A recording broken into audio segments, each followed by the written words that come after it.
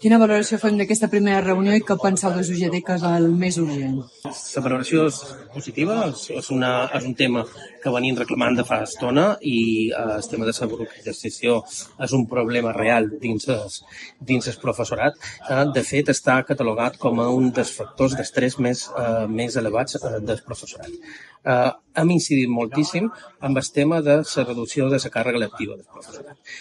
Pensant que això és un tema essencial, tenint en compte que els docents del nostre país estan 4 punts per damunt de la resta de docents de la Unió Europea en quant a càrrega docent. I després el problema ve, sobretot, per una càrrega no tant de tasca directament relacionada amb la docència, sinó en tasques administratives.